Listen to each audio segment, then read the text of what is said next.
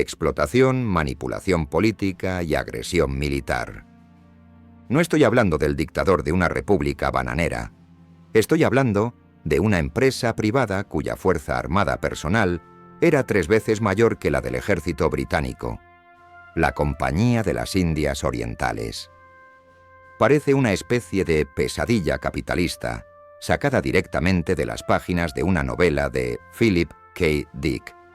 Pero estos tipos fueron una verdadera fuerza distópica. Su época puede haber terminado, pero las consecuencias de sus actos siguen moldeando el mundo tal como lo conocemos. Capítulo 1. Codicia, oro y buenas maderas. En 1557, unos años antes de la guerra no oficial entre Inglaterra y España, Francis Drake decidió explorar las cuentas bancarias de los asentamientos españoles en América del Sur. Una vez saqueadas las colonias españolas, se lanzó de vuelta por el Océano Pacífico hasta llegar a las Indias Orientales.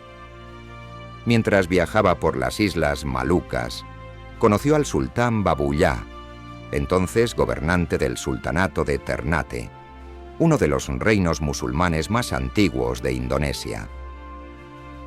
Este hombre fue el más grande de los sultanes, habiendo expulsado a los ocupantes portugueses.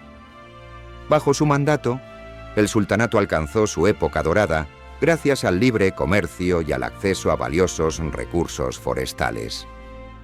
Para Francis Drake, el vendedor marítimo de puerta en puerta, este era el cliente perfecto. Después de todo, tanto él como el sultán compartían un enemigo común: los portugueses, que estaban aliados con los españoles. Drake ofreció sus telas, oro y plata, pero llamemos a esto por lo que realmente fue: maldad número 1. Vender bienes robados. A cambio, el sultán ofreció a Drake especias exóticas de altísimo valor como clavo de olor y nuez moscada. Pero Drake no sabía cuán valiosas eran estas cosas hasta que regresó a Inglaterra en 1580.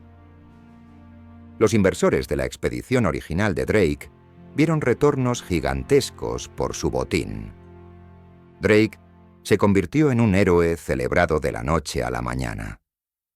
Todos querían capitalizar el comercio con las lejanas Indias Orientales, pero no podían hacerlo sin más poder naval. Y lo obtuvieron en 1588, cuando la reina Isabel I confiscó barcos y cargamentos españoles y portugueses. Tras derrotar a la Armada española, explorar el mundo en busca de riquezas se volvió pan comido. Pero para acabar con los españoles y portugueses de una vez por todas, tenían que expulsarlos de las rutas comerciales de las Indias Orientales. Eso fue fácil. Tras algunas batallas navales más, Inglaterra estableció conexiones firmes. Y con el surgimiento de este nuevo mercado, el escenario estaba listo para que una empresa saliera de las sombras y se convirtiera en un monopolio. Así que es hora de aprender cómo funciona la historia. Mientras contabilizamos los crímenes de la Compañía de las Indias Orientales en Asia, Stephen Sami fue alcalde de Londres y comerciante por derecho propio. Luego estaba Thomas Smith, otro político poderoso. El último miembro fue Richard Hakluyt. Había navegado con Drake, fundado compañías comerciales exitosas anteriormente, y era un gran defensor del colonialismo. Con sus poderes combinados, solicitaron una carta real. Este decreto oficial del monarca los convertiría en un monopolio. Su argumento era que tenían la experiencia necesaria para mitigar los riesgos de la piratería y los mares traicioneros. Consolidar el poder lo hacía todo más eficiente y facilitaba competir con otras naciones europeas, y sus expediciones podían servir a amplias agendas políticas establecidas por la corona. Algunos dicen que esto demuestra una falta de espíritu por el libre mercado. Personalmente yo lo llamo maldad número 2, hacer trampa. La reina rechazó su solicitud. España y Portugal seguían siendo poderosos, así que no quería arriesgarse a una crisis diplomática o a otra guerra. Así que hicieron lo que todos los emprendedores emergentes hacen. Intentaron una y otra vez. Con el tiempo las circunstancias cambiaron. La Armada británica se volvió más poderosa y la Reforma protestante liberó a Gran Bretaña de sus lazos católicos con España y Portugal. Ahora la reina veía las virtudes de una empresa comercial patrocinada por el Estado. El 31 de diciembre del año 1600, la carta fue otorgada y la Compañía de las Indias Orientales recibió luz verde como los primeros saqueadores corporativos del mundo. Curiosamente, James Lancaster, quien capitaneó el primer viaje, nació y se crió en Portugal, aunque obtuvo el puesto porque su experiencia previa en las Indias Orientales le proporcionó información sobre la presencia portuguesa en la zona. Durante el viaje, la compañía capturó 2 carracas portuguesas cargadas de especias y pimienta. Este botín precioso les ayudó a establecer puestos comerciales en el subcontinente, con el objetivo de romper el duopolio de España y Portugal. Cuando regresaron a Inglaterra, la reina había muerto. Sin embargo, el recién coronado Jacobo primero quedó tan impresionado con su viaje inaugural que nombró caballero al capitán James Lancaster. Sir James Lancaster.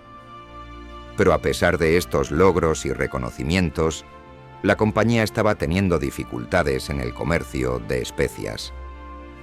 España y Portugal tal vez habían sido debilitadas, pero el gran competidor era la Compañía Neerlandesa de las Indias Orientales.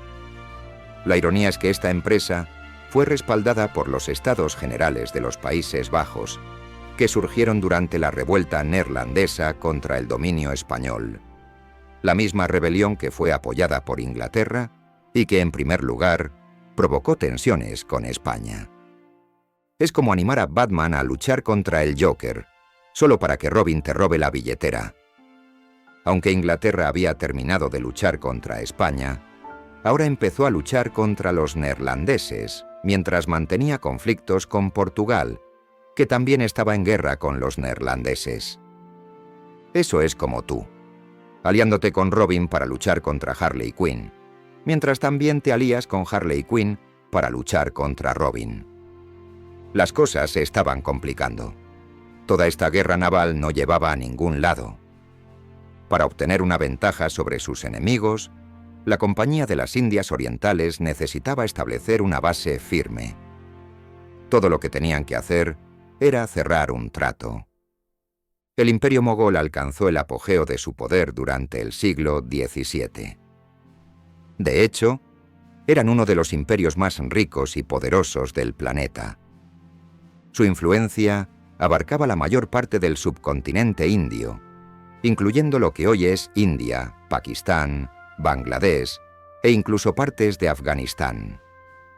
Su herencia era rica, su cultura era reverenciada y su ejército era temido. Pero la compañía tenía un truco bajo la manga. Enviaron al capitán William Hawkins en 1608 para ganarse a la corte, lo cual logró hablando turco, una lengua familiar para la corte mogola. Para 1612 se había erigido un puesto comercial en Surat. Aunque el acuerdo inicial beneficiaba al imperio mogol, enfureció a los portugueses y a los neerlandeses, cuyos propios puestos comerciales estaban siendo socavados. Otro competidor en la escena era la Asociación de Comerciantes de Inglaterra. Habían recibido una licencia de Carlos I, el difunto padre del rey, para operar en los lugares donde la Compañía de las Indias Orientales no tenía presencia. La compañía estaba siendo presionada por todos lados, primero por competidores y ahora por intrusos. Pero no querían frenar sus ambiciones. A sus ojos, toda la riqueza generada era necesaria para proteger su país de origen contra los imperios enemigos. Quiero decir, ¿qué más se supone que debían hacer? ¿Hacer la paz? ¡Qué idea tan terrible! La especia debe fluir. En aras del tiempo, voy a resumir las siguientes décadas de esta historia porque los conflictos son densos, enredados y, francamente, extraños. Solo debes saber que a finales del siglo XVII, la Compañía de las Indias Orientales luchó contra la Compañía Neerlandesa de las Indias Orientales, pero también se alió con los neerlandeses para luchar contra Portugal, que más tarde entregó Bombay a Inglaterra cuando Carlos II se casó con Catalina de Braganza, de Portugal. A pesar de esto, la compañía seguía luchando contra los comerciantes portugueses por motivos políticos propios, lo que significa que Inglaterra y Portugal estaban más o menos bien entre sí, pero sus comerciantes no, y las cosas solo se pusieron más tensas a partir de ahí. Capítulo 3. Mejores amigos, empates y jaques mates. Todo se intensificó alrededor del año 1661, cuando Carlos II le otorgó a la compañía el derecho a adquirir territorios, acuñar moneda, comandar fortalezas, dirigir tropas, declarar la guerra, hacer la paz y ejercer jurisdicción civil y penal. Estos poderes convirtieron efectivamente a la compañía en un actor estatal en el escenario internacional. Esto fue la maldad número 3. Las leyes no aplican.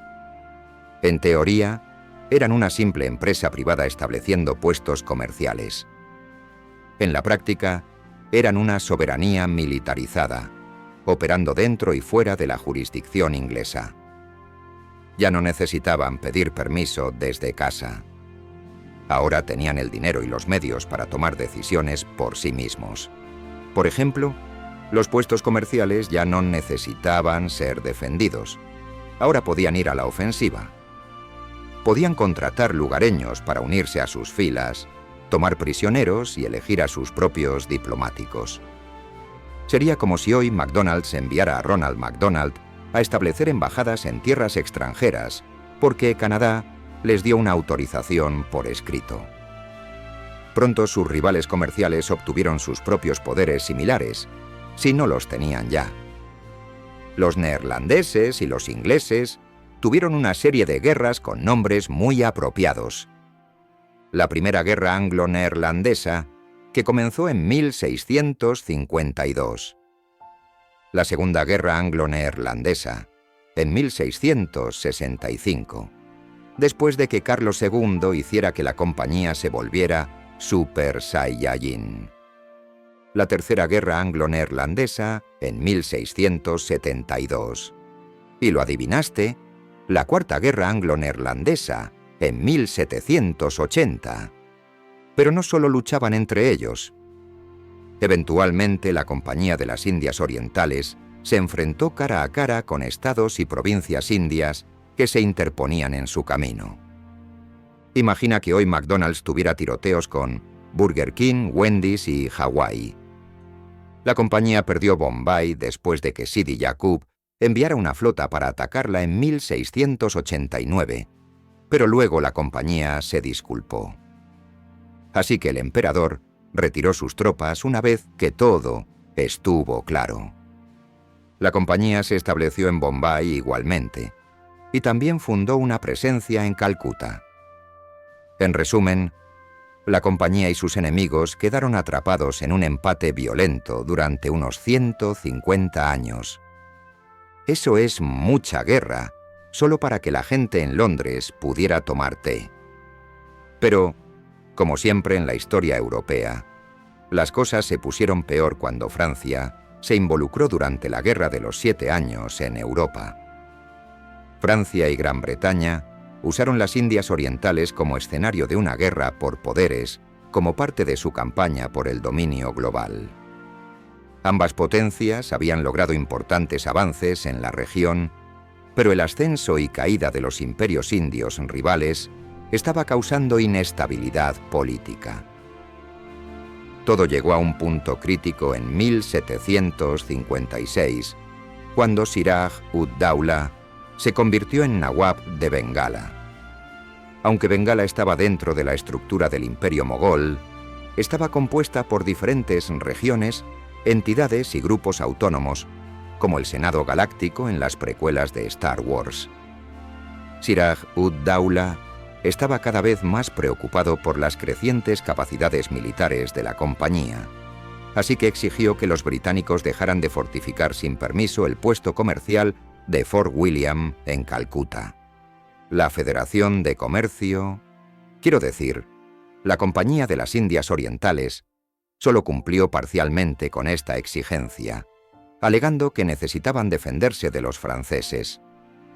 Resultó que deberían haberse preocupado más por Siraj-ud-Daula, porque éste capturó el fuerte con su ejército en junio de 1756.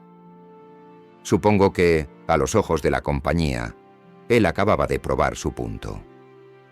En respuesta, Robert Clive fue enviado para recuperar Calcuta por la fuerza. Tuvo éxito y firmó un tratado con Siraj-ud-Daula. Sin embargo, Clive estaba conspirando con el propio comandante de Siraj-ud-Daula, Mir Jafar, para derrocarlo. En la historia colonial británica, esto fue como la Orden 66, o como nos gusta llamarlo. Maldad número 4. Traicionar a tus aliados. El ataque sorpresa se conoció como la Batalla de Plassey y resultó en una victoria decisiva de Clive, la ejecución de Siraj-ud-Daula, el gobierno títere de Jafar y el inicio oficial de la colonización británica. Capítulo 4. Toma hostil. Para este momento, en el siglo XVIII, la Compañía de las Indias Orientales era más grande que el propio gobierno británico. En casa, el gobierno recaudaba unas 8 millones de libras al año, pero la compañía ganaba un cuarto de esa suma solo con los ingresos de Bengala. Cuando comenzó el siglo XIX, el ejército privado de la compañía contaba con unos 260.000 soldados en total.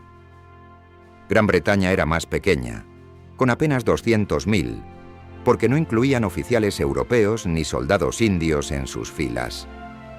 Todo esto, junto con una poderosa armada, ayudó a la compañía a expandirse por toda la India en muy poco tiempo, no solo geográficamente, sino también política y culturalmente. Ningún colonialista que se respete va a permitir que los pueblos conquistados sigan con su vida como si nada. Obligaron a sus súbditos indios a adaptarse al sistema británico. La compañía importó valores, leyes y principios británicos. Aunque se podría argumentar que introdujeron algunas ideas positivas como universidades, ferrocarriles, telégrafos y cartografía, todo esto vino a un costo tremendo. Llamémoslo maldad número 5. La buena y vieja sumisión forzada. Las formas de vida locales e indígenas fueron borradas, se perdieron idiomas, se abandonaron culturas y tradiciones ancestrales. Las tensiones religiosas y sociales se intensificaron, especialmente cuando llegaron los misioneros cristianos. Y a nadie le gusta un misionero cristiano. Una de las consecuencias más devastadoras fue cómo la compañía controlaba el comercio en su supuesto intento de modernizar India. Importaron productos británicos. Sin embargo, ese flujo de bienes socavó el trabajo de tejedores, artesanos y campesinos. La pobreza comenzó a extenderse. Pero a la compañía no le preocupaba demasiado cómo la economía afectaba a los demás, porque encontraron una forma creativa de ganar dinero. También conocida como maldad número 6, esclavos literales. Aunque su compra y venta de seres humanos fue limitada en comparación con la trata transatlántica de esclavos, eso fue principalmente porque no querían competir directamente. Además, utilizaron esclavos en sus propios puestos comerciales, especialmente cuando la compañía extendía su influencia por tierras asiáticas y africanas como Madagascar. La servidumbre iba donde fuera la compañía, ya sea por la fuerza o mediante una combinación de altos impuestos y condiciones laborales explotadoras. La consecuencia más catastrófica de todo esto fue la Gran Hambruna de Bengala de 1770, donde 1/3 de la población de Bengala murió. Las condiciones climáticas, como una fuerte sequía, influyeron. Pero la situación empeoró aún más por las políticas y prácticas de la compañía. La extracción de impuestos no se detuvo, ni siquiera ante el fracaso de las cosechas, dejando muy poco para que la población hambrienta pudiera sobrevivir. Las tierras dedicadas a cultivos alimentarios incluso se redujeron, ya que la compañía aumentó su producción de opio y añil para exportación. Como te imaginarás, su ayuda humanitaria fue totalmente inadecuada. Sin duda estaban más enfocados en sus beneficios que en encontrar una solución al aumento drástico del costo de los alimentos básicos. Y su indiferencia continuó durante hambrunas posteriores también. Aunque hay otros factores que contribuyeron y que impiden llamarlo genocidio de forma absoluta, sí podemos llamarlo. Maldad número 7. Causar dolor y sufrimiento a gran escala. Por desgracia, a la Compañía de las Indias Orientales aún le quedaban 100 años de existencia hasta que finalmente cerró sus puertas. Capítulo 5. El final del juego. Después de la hambruna, las críticas hacia la compañía se extendieron por todas partes. En respuesta, Gran Bretaña aprobó la Ley de Regulación de 1773. El objetivo era que el gobierno británico retomara mayor control sobre la compañía, teniendo voz en sus actividades. Aún así, la compañía siguió expandiéndose. Era necesario dar un paso más. En 1784, se promulgó la Ley India de Pitt, que creó una junta de control encargada de supervisar los asuntos civiles, militares y financieros de la compañía.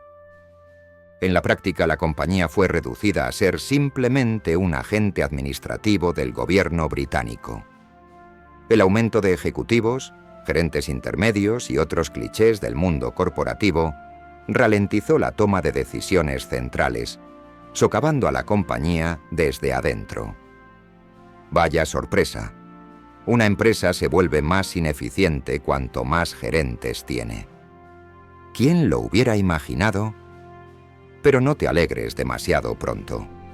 Incluso con todo ese peso añadido, la compañía siguió expandiéndose mediante guerras e incluso anexionó estados enteros. Era demasiado grande para caer. El monstruo estaba fuera de control, pero no por mucho tiempo. A comienzos del siglo XIX, los movimientos abolicionistas estaban cobrando fuerza, aunque todavía faltaban muchas décadas para que Gran Bretaña aprobara leyes de emancipación. Fue suficiente para que la compañía comenzara a retirarse del comercio de esclavos. Ahora estaban sobrecargados de trajes, dispersos y perdiendo ingresos. Se estaban desmoronando desde adentro, como una startup de Silicon Valley. Entonces, en 1857, casi 70 años después de que el gobierno británico intentara frenar a la compañía, estalló una rebelión. La rebelión india fue un gran levantamiento contra la compañía. El pueblo había tenido suficiente de la explotación económica y de la insensibilidad cultural. Por desgracia, su resistencia fue breve, pero no en vano. El gobierno británico comprendió que esa rebelión podría dar lugar a más levantamientos. Cuanto más tiempo permanecieran en el juego, mayor sería la probabilidad de una revuelta exitosa. Era hora de recortar pérdidas. Un año después de la rebelión, se aprobó la Ley de Gobierno de la India, que marcó el fin del gobierno de la compañía. En su lugar, los británicos establecieron el Raj británico como forma oficial, formal y directa de gobierno estatal. Así que el Imperio Galáctico había sido derrotado, pero se había creado la Primera Orden. Bueno, eso sigue siendo inquietante. Es un tanto irónico que, después de más de 200 años de colonialismo, la compañía fuera tomada y absorbida. Fue arrastrada de vuelta a Gran Bretaña y despojada de todos sus poderes administrativos. Ahora existía solo en el sentido legal. No era más que un nombre en un pedazo de papel.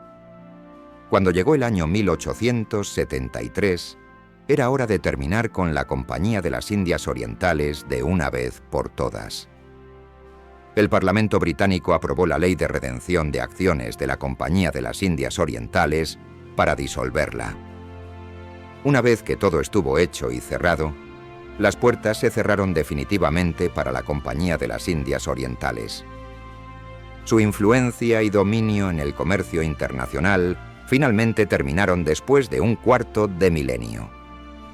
Y pensar que todo esto no habría pasado si Francis Drake no hubiese sido tan buen vendedor de puerta en puerta.